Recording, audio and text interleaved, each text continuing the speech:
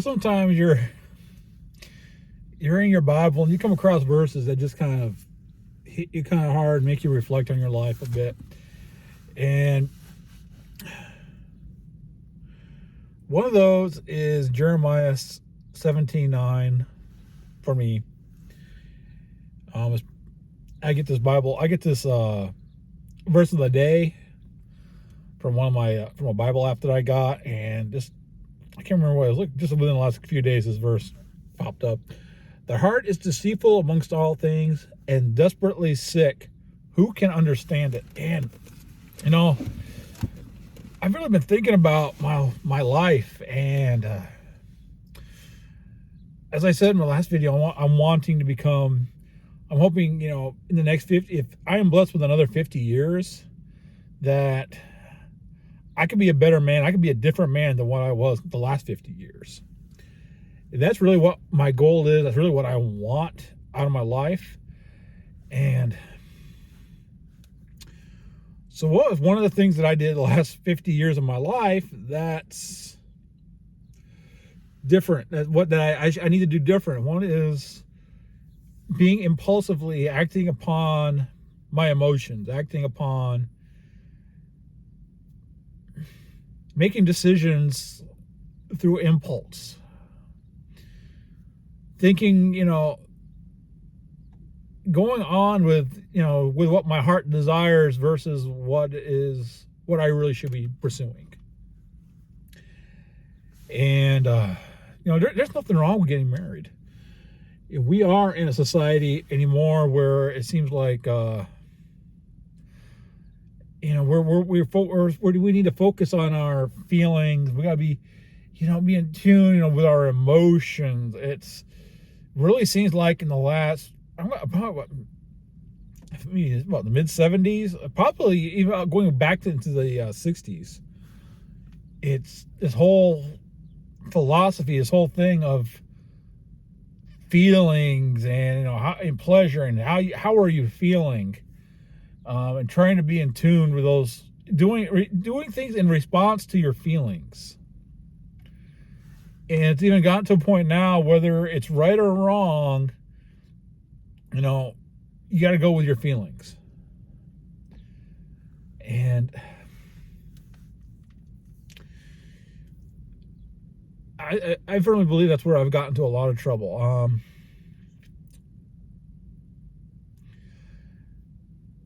Peer pressure can be really big. It causes a lot of problems. Personally, I think that's where a lot of my issues came in, was in response to peer pressure. And I'm not talking about drug. When we talk about peer pressure, it's always connected to drugs and alcohol and sexual activity. And I never really fell into the drugs and alcohol. I think the sex part, yes, because I was always around individuals, especially all through high school, that were, that they were sexually active, and they kind of, in some ways, flaunted it, and you're kind of made it feel like, in a way, I must be a freak because I'm going to be very blunt, I can't get laid. And I think that's how a lot of high schoolers feel. And I've heard from both boys and girls where it's like, they didn't want to have sex, but they feel like they had to have sex. And I'm talking about boys and girls, okay? It's yeah. To me, that's really sad. It doesn't, and when I got into Bible college, it wasn't about sex, it was getting married. You see, several of the guys that I was in college with, they were getting married. It just seemed like they all had girlfriends. They were all, these good Christian women, and they were all getting married. They were all, what's wrong with you? How come you can't get yourself a Christian girlfriend? How come you're not getting married? And you make choices, you make decisions that are, because you think that's what you're supposed to do. And yes, that is peer pressure. Should I have married my ex? No. My first wife? No. There's no way. I should never have married her, especially my second wife. I should never married. I shouldn't have married either one of them. You know. But I did. That's on me. I was reacting to my emotions, both the good and the bad. Did I have any rhyme or reason to want to marry either one of my exes? Other than maybe a little bit of peer pressure. Maybe I kind of felt, for some reason, I felt like I had to. And maybe, like I said, maybe not all peer pressure, but maybe just pressure in all. Just, the feeling that, the thought or the feeling that this is something I should do. And I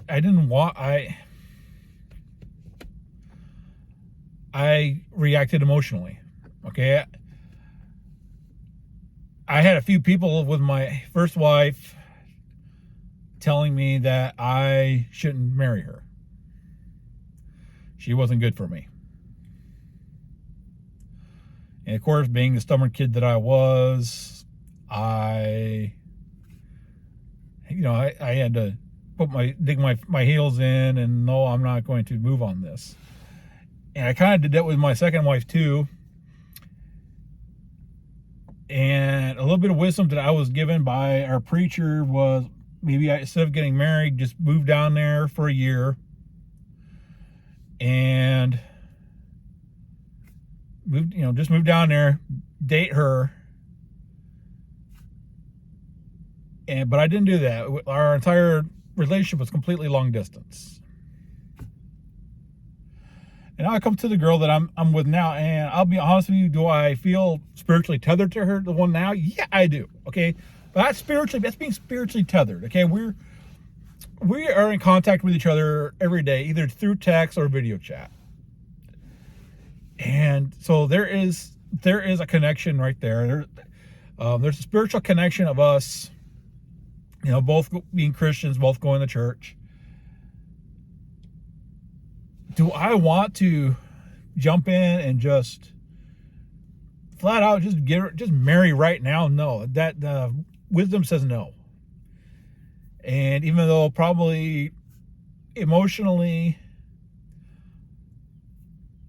if I was given a green light by a lot of people, I probably would. But you know what? I would have to ignore that because by logic, by emotions, that'd be dumb. That's what's got me into my previous situations. And I think this happens with a lot of us. We choose to ignore red flags. Maybe we choose to allow ourselves to go into situations where we would have to see red flags.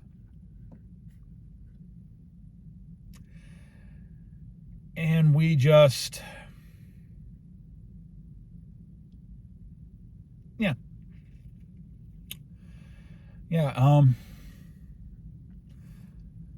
we don't want to look at the truth. We want to look at what makes us feel good. What is making us feel good right now? And it might be that person that we're wanting to marry. And we don't have any rhyme or reason to really marry them because we're looking at them like, this is the best that I can do. And we don't look at it like, that I've lived, as much as I like this person, maybe there's no rhyme or reason for it. Maybe as much as I have this connection to them, they're not going to be good for me. They're not going to be a good spouse. Or if you're a guy, they're not going to be a good wife. If you're a lady, they're not going to be a good husband. They're not going to be good in that role because they're not being good right now. And with at the risk of breaking your own heart, breaking up, ending it. That's what I should have done. With both my exes, I should have just said, I'm done. We can't do this. This is not going to work between us. And I look back, and because I know with my first wife, it was a domino effect into my second wife, me getting married to my second wife. And I've oftentimes wondered, what if I didn't react to my emotions and I really thought logically and really realizing the fact that marrying this person is not going to be good. That is what I should have been doing, and I didn't do it. I didn't do it at all. I am wondering, where would I be today if I didn't do this? And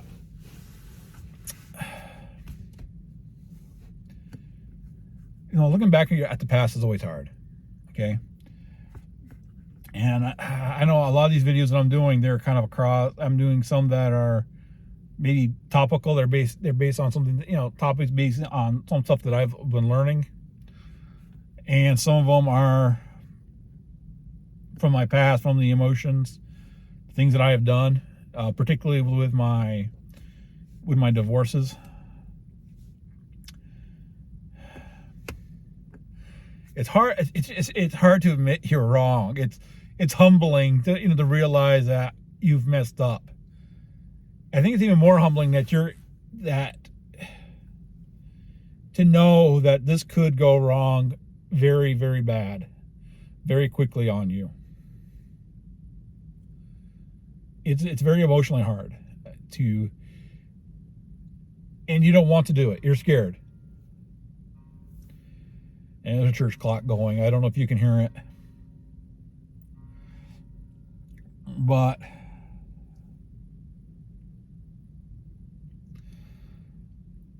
what I want to get out of this with you is, even after you come out of a divorce, if it's maybe you've been married like me multiple times and you're looking at possibly going into marriage again. And I'm not going to be here one of these guys who's endorsing, marriage is the only way to go. The Apostle Paul said that, if you have it in you to be single, be single. Because there's a lot of good you can do being single. Okay, so I'm not going to sit here I'm not sitting here telling everybody to help and get married. Get yourself a girlfriend. You go out and have babies. Do whatever. I'm not going to sit here and tell you to do that. But I want you also to sit here and realize that giving into those emotions, giving into those desires, it's not a need. Okay, you don't need a wife. You don't need a girlfriend. Okay, you don't need it. You want it. But you also have to take the moment to look at yourself and say, can I live without having a wife? Can I live without, being alone? Because I'm going to be honest with you, being married and being single both have their perks. Okay, believe it or not, if you marry the right spouse, you become incredibly wealthy. You can. Because the right spouse can be a magnificent driving point into getting wealth, and to being, that support that you need. But it's the right person. It's not anybody. I'm going to tell you right now, there are women out there who do not care. It's about what you provide for them. That is all they care about. Okay? That's all these women want, is what are you going to provide for them? They don't care, about what your needs are. But that doesn't mean that there's not women out there who are going to look at you, and they're going to realize to themselves that with the right push, this person is going to be an extremely successful individual. I believe it was in the book, Men Are From Mars, Women Are From Venus. the author told the story of the mayor of Cleveland. The mayor of Cleveland, him and his wife were up on the roof. I want to say it was the roof of City Hall, and they were just overlooking everything. And it had to be early morning, and yeah, I'm just gonna say it was early morning because the trash guys were out. They're out collecting trash. Okay. And he looks down, he sees the guy taking trash and throwing it, into the dump truck, and he looked over at his wife and said, wife, if you had married that guy, you would have been married to a trash collector. And the wife said, no. I would not have been married to a trash collector. I would have been married to the mayor of Cleveland. It goes to show on the mindset. And if you're wanting a wife, if a wife is somebody you want, is something you want, okay? That is what you want. You want the person who is going to look at you, and when you're at, maybe you're happy with where you're at, and they know that you can be more, and they know maybe they're willing to give you that little bit of a push to go forward. That might be a person for you. But like I said, there's also a lot of them out there that they want to rip you apart, and they're the ones who are going to try and manipulate you. They're probably going to try and get you to marry them. And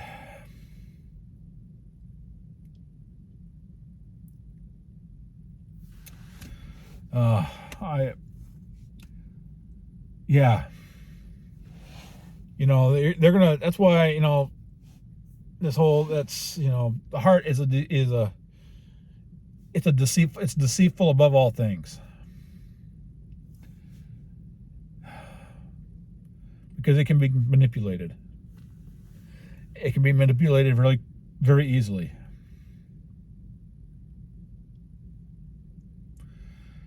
And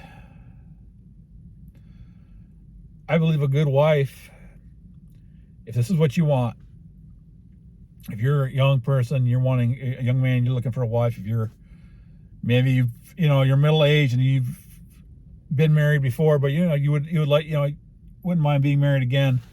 Well, that's something you need to really think about, is who is it you're going to marry?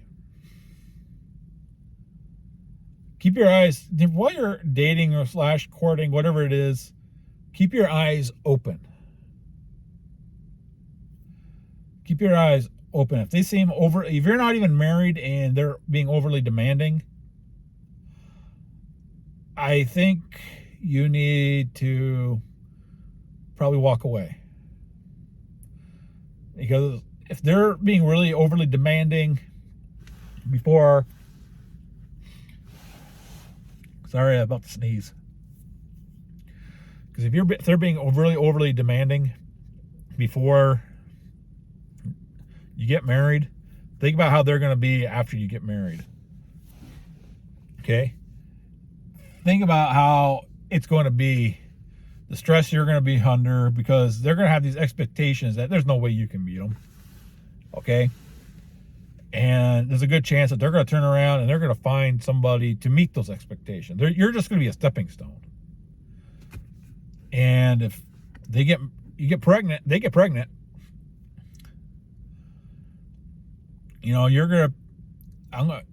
good chance you're going to probably have to go find out if that's really your kid or not, because chances are, if you're not meeting the mark